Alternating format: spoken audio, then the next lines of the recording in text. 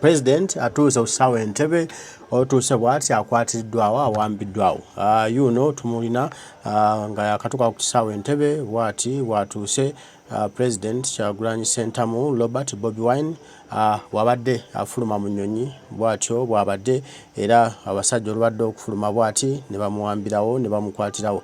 Kale katutambule ffenna tulabe engeri abasajja gye bakuddemu gye bawambyemu President Kyagulanyi ne bamubuzaawo.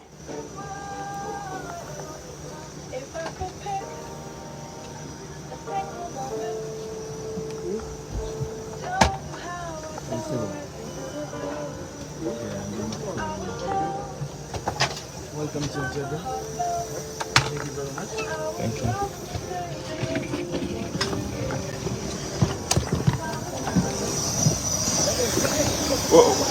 Where are you taking him? Where are you taking him? Where are you taking him? Where are you taking him? Where are you taking him? Member of Parliament. Member of Parliament. Where are you taking him? This is happening on an international airport. They are coming to the plane. They are coming to the plane. This is happening at the international airport. The President and Honorable Kirumira Hassan, Kyagulanyi Ssentamu have been whisked away by SFC members. No, you cannot push me out. I came on this plane. You must wait. You must wait. You cannot push me out. They are arresting Honorable Hassan Kirumira and the President have been whisked away. This is an airplane.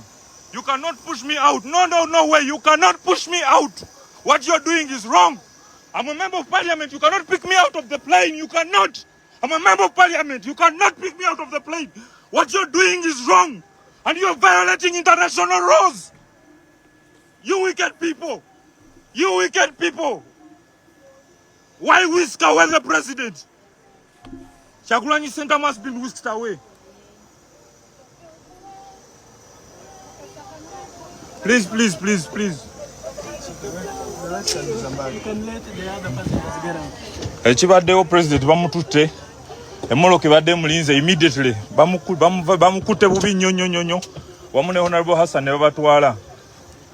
Kyekibaddewo wano ku kisaawe nga twakatuuka bwe tuti. Ekibaddewo nga twakatuuka bwe tuti abasajja badde mu plain uniform.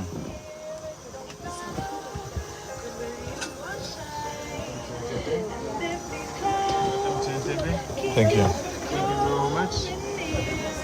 Welcome to Entebe.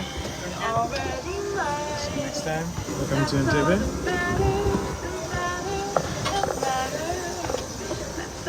Welcome to Entebe. Embeera ye ebaddewo President bamututte emmotoka ebadde mulinze immediately bamutwaliddewo abasajja badde mu plain uniform. Welcome to Entebe. Goodbye. Thank you for flying with us. Welcome to Entebe.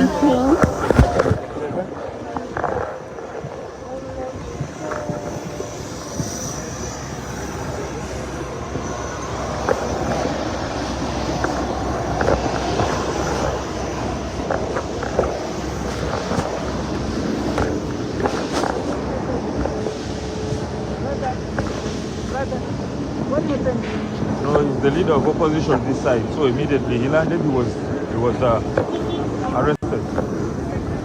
Yes.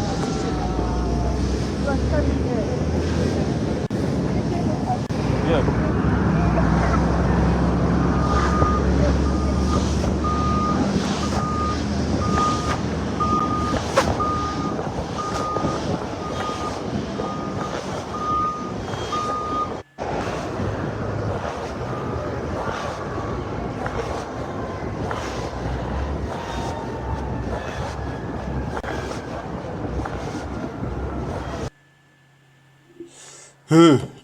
Embeera bwetyo bwebadde ku kisaawe Entebe ng'omukulembeze Kyagulanyi Ssentamu Robert Bobi Wine awambibwa abasajja ba Museveni bwati bwabadde ng'afuluma era olubadde okufuluma ekigere kimu bibiri abasajja ne bamuwambirawo.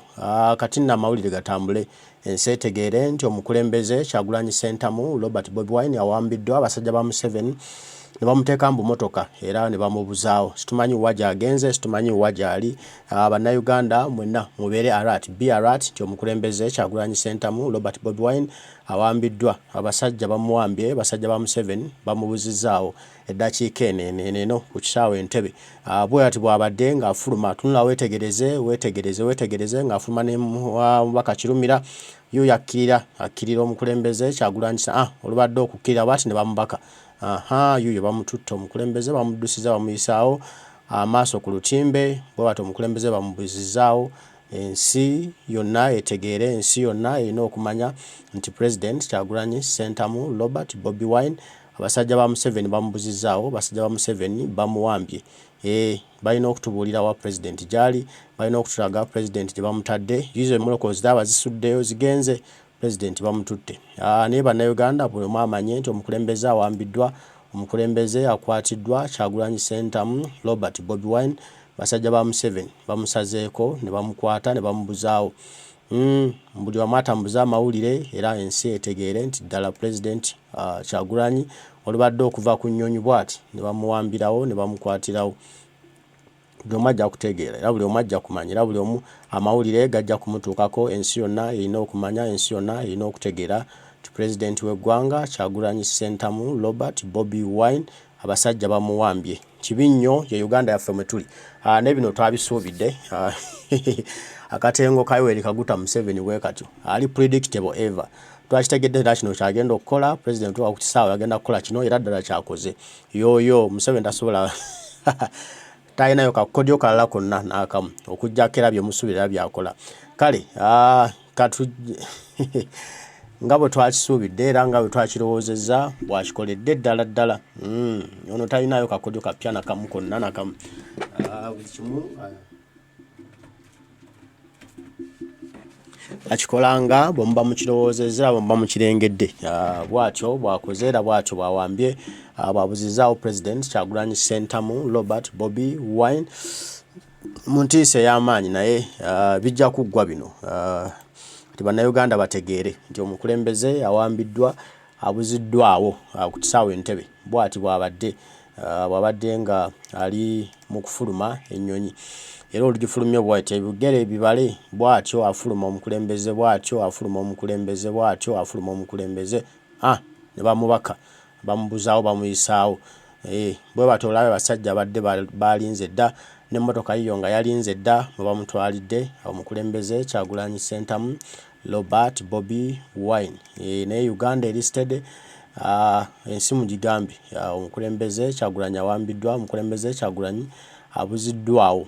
Tetumanyi waja atwaliddwa naye essaawa yonna tujja kutegeera, tujja kubimanya baani abamuyina, baani abamututte. Naye ng'oyo Yoweri Kaguta Museveni akatengo kangi kamujjudde buli wamu. Naye nga bino bijja kuggwa one day, olunaku lujja kukya bino byonna biggweyo. Ate bino byonna ajja kubyejjusa lwaki yabikolanga. Ayongera kweswaza, ayongera kwemaliramu ddala, ensi eyongera kutegeerera ddala empisa ze entuufu ze yali yakwekakweka, ze yali yalimbalimba ensi. Mbwe era tulina demokrasiya, kati amutulage demokrasiya era atubuulire Kyagulanyi akoze eki ekimukwasizza, ekimuyisizaawo, ekimuwambisizza.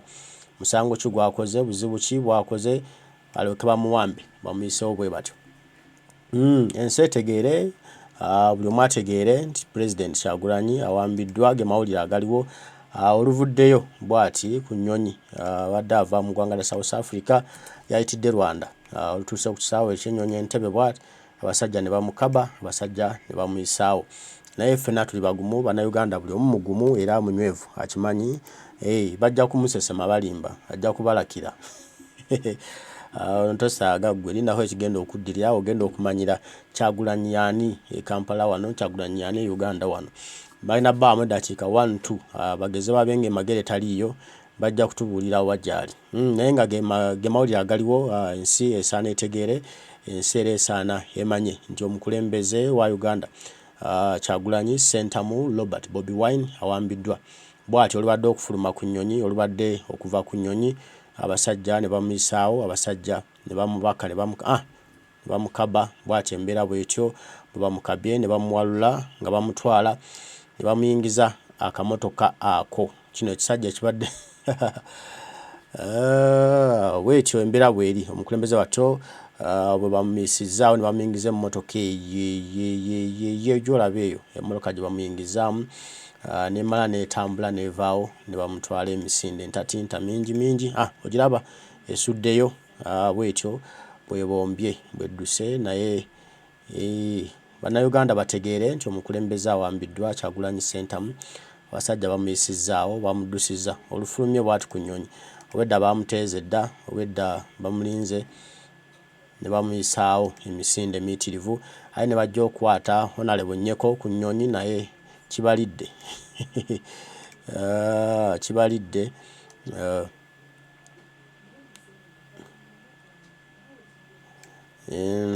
omukulembeze awambiddwa Kyagulanyi Ssentamu bwe batyo bamututte mu eyo emmotoka eyo mwe bamupakidde ne bamutwala naye bino byonna bijja kuggwa one day one time ono bali mu lwali lwabwe beerimba kijja kubookya one day kijja kutulika omulundi gumu bajja kukyejjusa lwaki badde babikola bulijjo embeera nno si nnungi nnyo naye nga kasita mulabye ekikulu kyandibadde kyakumuwamba ensi nga tetegedde ensi neetamanya naye kya muwendo kya makulu nnyo nti ensi etegedde nti Yoweri Kaguta Museveni awambye President Kyagulanyi Ssentamu Robert Bobi Wine yoyo yennyini awambiddwa General Museveni awambye omukulembeze amubuzizaawo ensi yonna etegere ensi mugigambe nti omukulembeze Kyagulanyi Ssentamu Robert Bobi Wine awambiddwa abasajja ba Yoweri Kaguta Museveni olubadde okufuluma ku Nnyonyi bw'ati olubadde okugivaako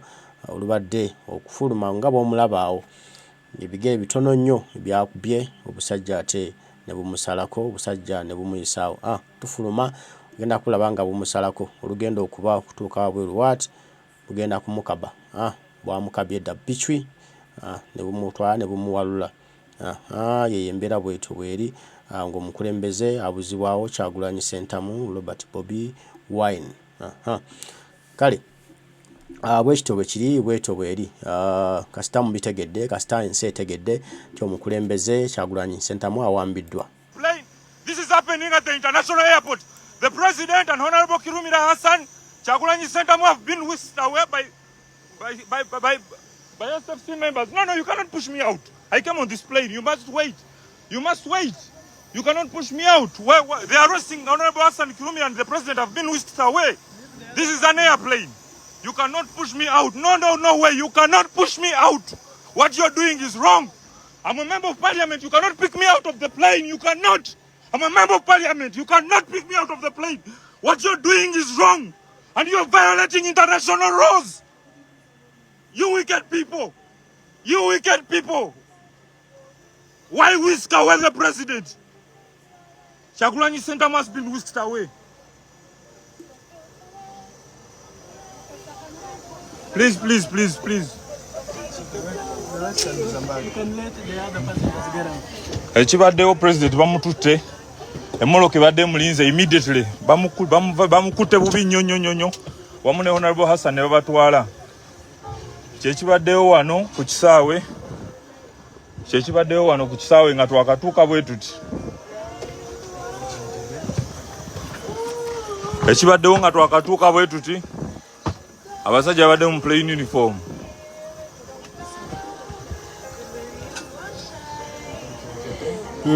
Embeera bwetyo bweri President awambiddwa abuziddwawo kale tulinde ate kyekigenda okuddako naye nga Uganda be steady be ready omukulembeze awambiddwa mumulabye mukimu mukirabye Mukama bankuumire tugenda kuba tuddamu mweraba.